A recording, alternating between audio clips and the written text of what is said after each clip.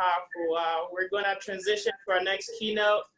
Kenneth Kinyanjui is a CEO from Platform Incorporated. Kenneth is a technology leader and an entrepreneur back with a computer science background. He started off as a software engineer in the early 2000s and 2010s. Through his career, he developed a sense of curiosity and generosity and passion, and that has been key to driving him to do the startups that he has developed. At only 21 years of age, he was part of the founding team of Infinity Space, a French tech company that is known for its fintech product, We Cash Up. With a zeal for sharing his knowledge and experience, Kenneth has been actively giving back to Sub-Saharan Africa, both individually and through Google developed programs he's involved in. So without further ado, Kenneth, thank you for joining us, and you have the floor. Thank you very much, Stephen. And I'm really honored to be sharing with these amazing minds from Africa and other emerging markets that are streaming in. And when Stephen reached out to me to a couple of weeks back to share, to grace his event and talk, give some words of advice, or how can I contribute to the African narrative and taking it to the next level. I didn't want to just talk about fintech. I just didn't want to talk about my work and all that stuff. It's good, but for me, what I wanted to focus on, what is that mindset? What is that thing that I can share with you, that can help you move the needle? And I might not have all the answers. I'm still learning. I'm still on this journey, and I share a lot with my friends. But I can tell you what I want to share with you is what are some of the things that I have done, what was my mindset, and how do I approach life day to day. And probably you could take some of these lessons and they can help you in making decisions that actually drive the growth and impact that you want to see. And so one of the key things that has been consistent with me in the last decade, because this is where I feel that I just started sharing and doing a lot in accomplishing and changing some dreams that I had to actually a reality. The first thing was self-awareness. Growing up in my background, I always wanted to be a great leader, do something impactful, touch people, give people opportunity. That is something that I've always been dreaming to do. And I always looked at myself as, yes, if I want to be a leader and I want to do, what are the things I need to be doing now that actually took me there? And I started to be self-aware and being honest with my intentions and what I wanted to do. And so I'll pick up a story. It won't be about startups, but it will be about my running journey. A lot of other people that who don't know me in the world of, sorry, I'm seeing some people commenting. A lot of people that know me in the entrepreneurship journey, some of them know that I'm a passionate marathon runner. And I can tell you for sure that the lessons and the journey that I've had as a runner, I correlate that to everything that I do in my life, which includes leadership and some of the successful ventures I've launched.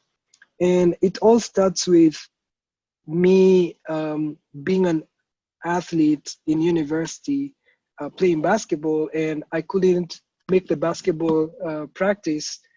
And so I just decided, hey, you know what? I've grown up with a family of elite runners. This is something I'm passionate about, but I've never been really good at it. And so I challenged myself and said, look, I'm going to be running a couple of days, but then to keep my running interesting, I'm going to set a goal. I'm going to run my first half marathon. This is back in 2014. And at the time, I was just like running for fun, but I knew that, hey, if you want to run any marathon, you need to train. And that's when I started training for my half marathon. And I can tell you, I didn't follow the app properly, and you know, I didn't finish the program as I was supposed to. And the day of the race came, and I had to run the marathon. And I can tell you, there was a lot of pain, there was a lot of suffering, there was a lot of walking that was involved. But one thing that I did is that I had made a commitment that I was going to finish. And what I learned there was that you always have to be honest with what you do, and also self-aware about yourself. Look, if you want to be successful, if you want to succeed at anything that you want to put in, you got to put in the work. You have to follow the program. You have to be honest with yourself. There's no way you are gonna run, let's say, a half marathon under 2 hours, and you've not trained. You just wake up and go. You can't do that. And that's the same applies in anything that you do in life. You cannot just expect to be that great individual if you don't put in the work. The second thing in my life that I've taken is courage. Um, when you do something, or when you want to do something, there's a tendency to start doubting and giving all these excuses why it cannot succeed. Stop it. Just do it. Wake up and do it, because you're never gonna have enough time. You're never ever gonna have enough resources, and the timing is never gonna be right. So I can pick up a million reasons why I should never run a marathon, because I'm a student, I'm running a company, I'm doing this. No. You will say, oh, why haven't you started your company? Oh, I've not gotten funding. Why have you not started your company? Oh, I'm working at this place, I don't have the time. You have to just start and do it. Anything you want in your life. If you want to be a leader, don't fetishize leadership no, just start now, right? And that's something that has also been consistent with me, with that I tried my best to always just do it. So, and for me, just doing it is registering for that race. And when I did my first race, there's that tendency to, oh man, I did terrible. I think my first race, I did it in 3 hours, or no, 2 hours, 57 minutes. And I was like, wow, this is really, really bad. When the elite athletes are running in 58 minutes, I am taking 3 times more time. And I was running, and I suffered. And I said, how can I be better? And, even the courage to go back to the field after a defeat is so important. So always keep doing, always keep doing. The third thing that I normally say is that you need to be patient. And the reason why I'm saying this is that you're gonna fail. Not once, not twice, not 3 times. You're gonna fail a lot of times. And one of the key things here is that when I was running, my first race I did it in 2 hours, 57 minutes.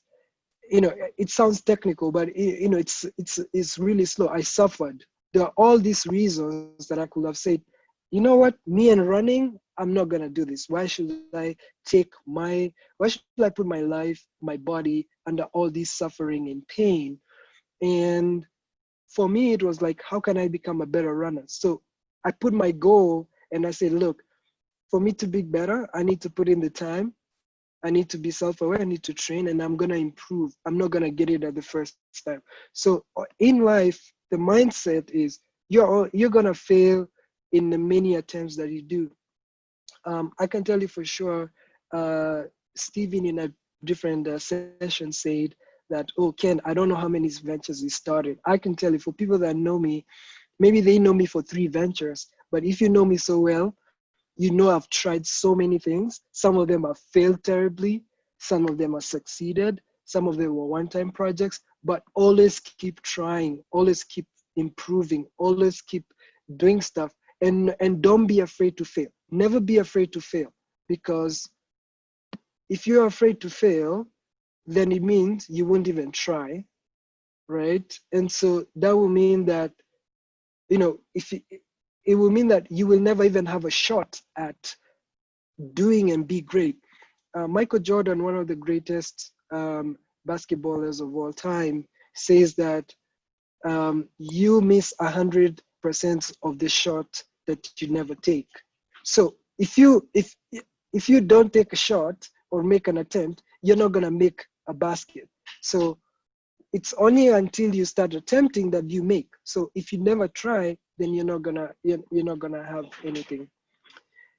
The last thing that I want to point out, even in my life and in some of the things in terms of the mindset, is commitment and consistency. Every time that you make a decision to do something, you've made a commitment, right? The second thing that you have to do, commitment alone is not gonna get you the win. Consistency. And what is consistency? What is commitment? Commitment is making a hard decision at doing and excelling at what you want to do, making an intention. Consistency means being present, showing up every day to do what you're going to do to get there. If it's waking up in the morning, if it's reading a book, if it's waking up in the morning and going to the office, if it's doing that report, if it's no matter what it is, you have to be consistent. You have to put in all those things. So in terms of a winning mindset, that wins, is that as an African, in terms of leadership, the 5 things that I did talk about, which I'm going to summarize, are: 1, be honest; 2, be courageous; 3, be patient and trust in the process; and then the last thing, be committed and be consistent. So when you put those 4 things together, I feel like these are the ingredients that foster a winning mindset for an African. Thank you very much.